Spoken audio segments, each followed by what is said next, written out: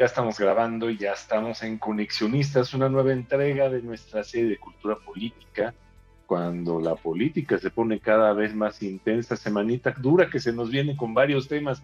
Y bueno, primero que nada vamos a tomar el de la Guardia Nacional. Está con nosotros Alejandro Ávila.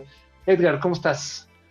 Amigas, amigos de Conexionistas, con el gusto de saludarles y retomando un tema, porque ya habíamos hablado de estas reflexiones sobre la Guardia Nacional, ya se habían puntualizado algunas cosas y creo que pues mucho de lo que se dijo se cumplió, pero quisiéramos volverle a dar una revisada a esto, Alejandro, porque me parece que hay más elementos a considerar. Nos estabas comentando fuera de micrófonos, pues para no tomarnos a la ligera este tema. Bienvenido, Alejandro. ¿Qué es lo que estás observando? Mando Edgar, buenas tardes a las amigas y los amigos del auditorio. A ver, sin duda es un tema y yo creo que hay que centrar y clarificar la discusión y no confundirla. Lo que se discute, lo que se está discutiendo, lo que muy probablemente, bueno, seguramente acabará en una controversia constitucional. De resultado de pronóstico reservado, Okay. Es la ley que acaba de aprobar el día de ayer la Cámara de Diputados, que lleva a la Guardia Nacional, la saca administrativamente de la Secretaría de Seguridad Ciudadana, antes de Seguridad Pública, y la hace parte de la Secretaría de la Defensa Nacional. Esa es la discusión. Eso es lo que la oposición, me atrevo a decir la academia, el sistema de universidades jesuitas, mucha gente en la UNAM, mucha gente, prácticamente todos los estudiosos y todos los especialistas, prácticamente, no dije todos, dije prácticamente, del derecho, dicen, a ver, esto es abiertamente anticonstitucional y arroja pues, una observación preocupante, triste, complicada. El presidente de la República y su partido no están reconociendo ya a la Constitución como el límite que no debe rebasar ningún servidor público en el ejercicio del poder. Inventaron esta vía extraña de aprobar reformas legales, como no tienen la mayoría parlamentaria para aprobar, la mayoría calificada para aprobar una reforma constitucional, se han ido por un camino alterno que es antijurídico, ilegal, anticonstitucional. Y es hasta, vamos, cualquier muchacho de segundo semestre que ya llevó un curso de teoría de la Constitución entiende que esto está fuera de norma. Aprueban una ley para las leyes secundarias, es decir, las que están debajo de la Constitución, la Ley General de Población, el Código Civil, el Código de Comercio, aprueban leyes, en este caso la Ley Orgánica de la Administración Pública Federal. Para esas no necesitan mayoría calificada, una mayoría simple les basta. Esa mayoría sí la tienen, la calificada, que es 2/3 partes de los votos presentes, la perdieron en la elección de 2021. Entonces, aprueban leyes por mayoría simple, pero leyes que dicen lo contrario a lo que dice la Constitución. Esas leyes, perdón, son leyes anticonstitucionales, son leyes ilegales. La discusión no es, bueno, la discusión es si es constitucional o no que los diputados, que la mayoría parlamentaria del presidente, Morena y sus secuaces, perdón, Morena y sus aliados, cambien las normas contraviniendo lo que dice la Constitución. Eso en cualquier sistema es abiertamente ilegal. ¿Cuál es la vía para combatirlo? La vía es una acción de inconstitucionalidad. Es uno de los juicios constitucionales. Pero espérame tantitito. Hagamos una pequeña escala. ¿El Senado? El Senado es un segundo momento. Ahorita vamos al Senado. Ah, ok. Las leyes se aprueban en una Cámara y luego se pasan a la otra, que también las debe aprobar. Cámara de origen, Cámara revisora. Ese es el proceso, el camino del proceso legislativo. Si esta ley se aprueba en el Senado, hay quien dice que no se va a aprobar porque Ricardo Monreal ya se distanció del presidente. Yo tengo mis dudas serias, y creo que en otro momento vamos a tener oportunidad de discutir el tema Ricardo Monreal, Higinio Martínez y el Senado de la República y esta aparente rebelión, que yo creo que es aparente y ya explicaré por qué. A ver, las leyes que no son reformas constitucionales en la Cámara de Diputados y en el Senado solo requieren mayoría simple para ser aprobadas. Esa sí la tiene Morena y sus aliados. ¿Sí? Entonces, cuando esta ley, que ya pasó por San Lázaro, llegue al Senado de la República y sea aprobada, como yo creo que va a ser aprobada, quizá me equivoque y ojalá me equivoque, no por el sentido, no por el corazón de la ley, sino por su contradicción con la Constitución. ¿Qué es lo que va a pasar? Pues que los partidos de oposición van a promover una controversia constitucional o una acción de inconstitucionalidad. Algunos de estos dos juicios constitucionales.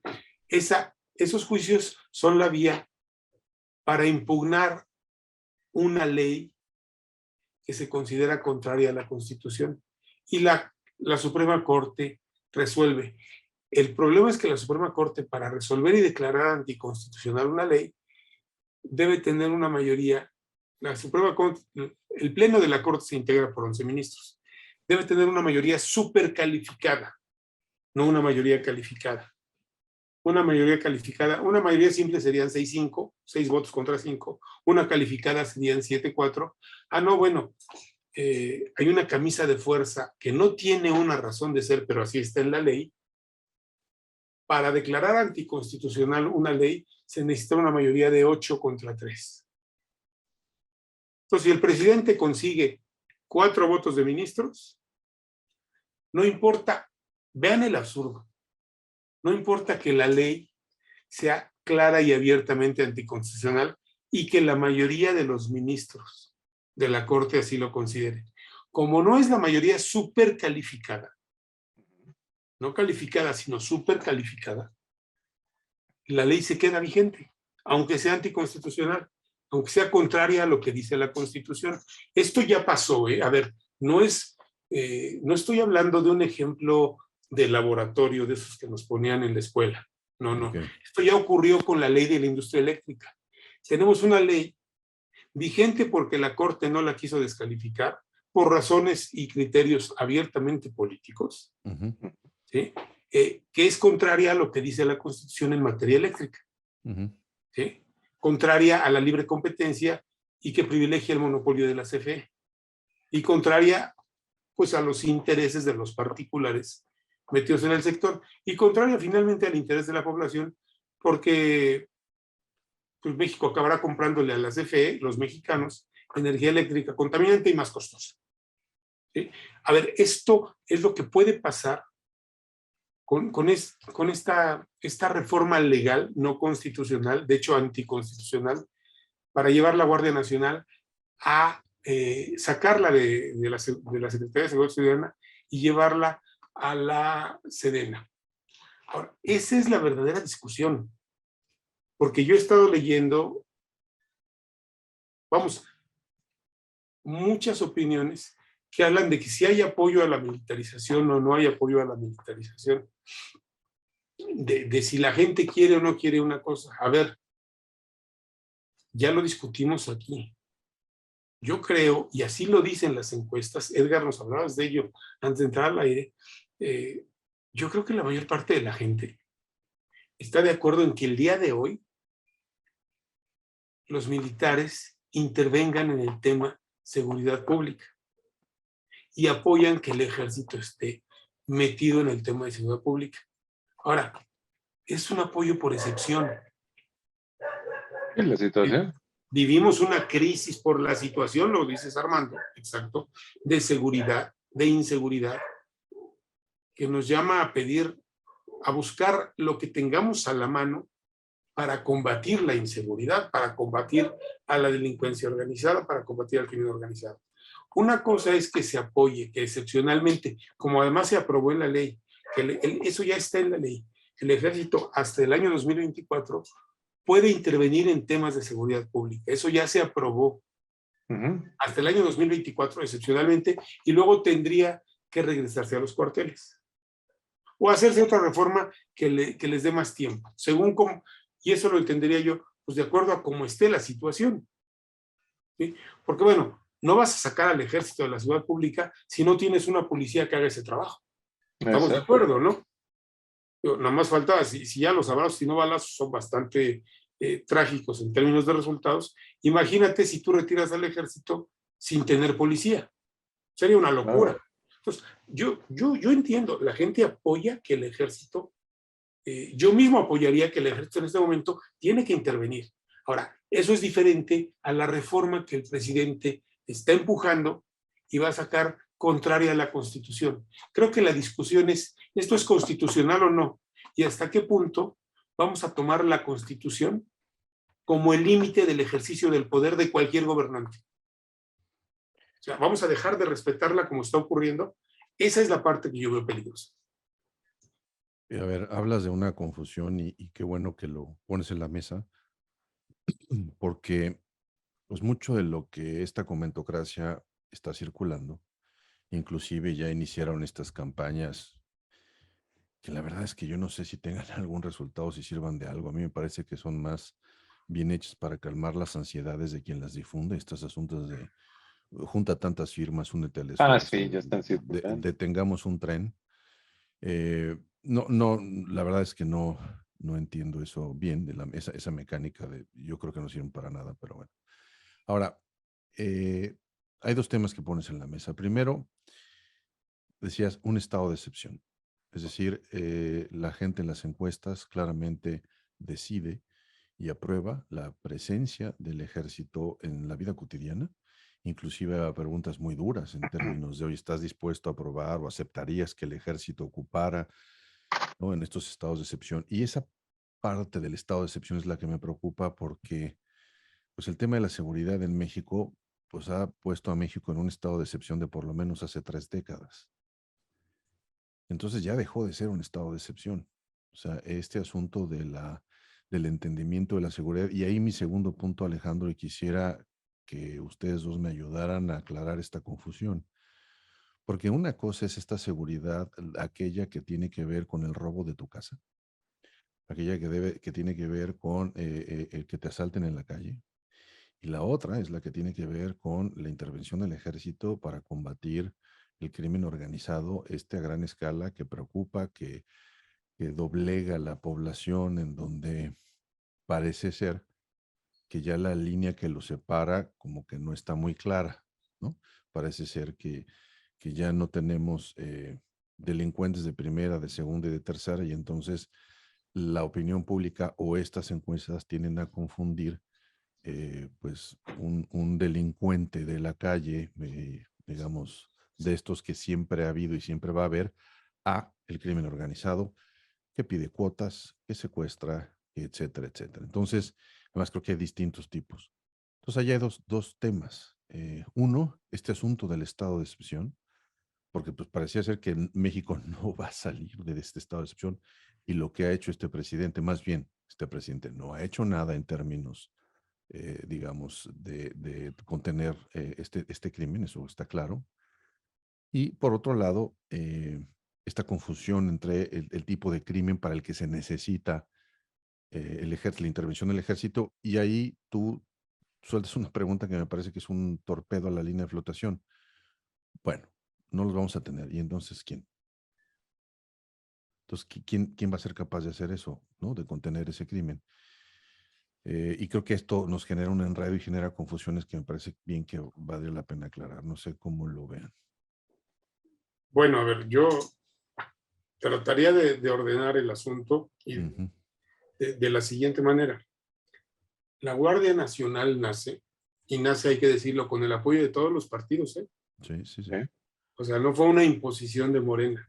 Todos apoyaron su creación y se convirtió en la nueva policía, la policía del nuevo sexenio.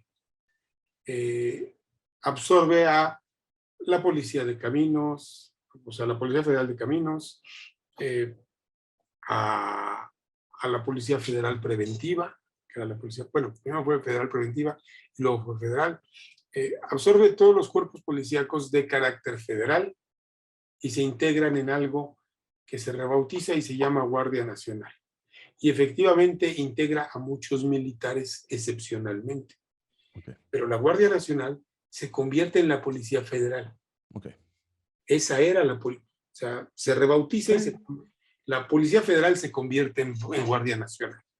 Pero esa era nuestra policía, con mando civil, dependiente de la Secretaría de Seguridad Pública, con militares que tienen que traer un proceso administrativo de baja temporal del ejército de licencia, que quedan adscritos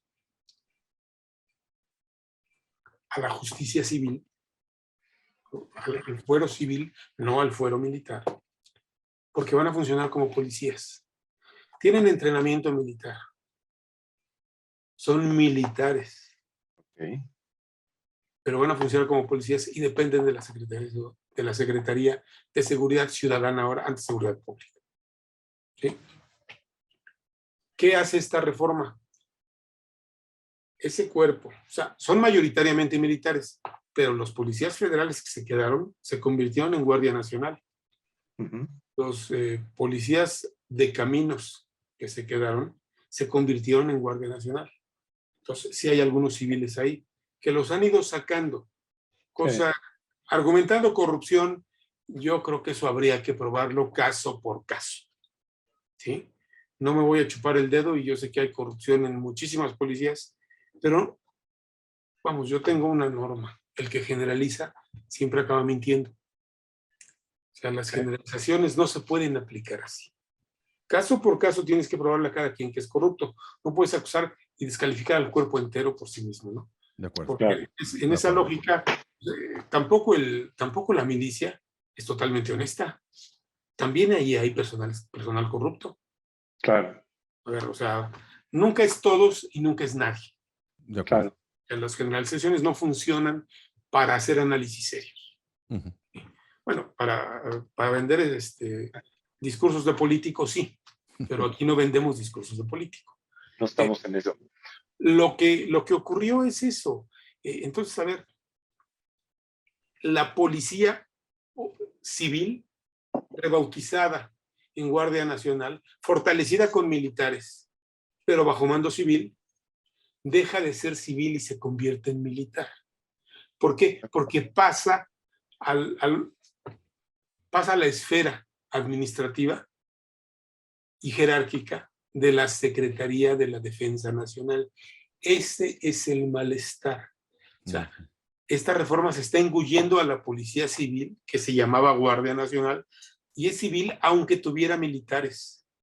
Legalmente era civil.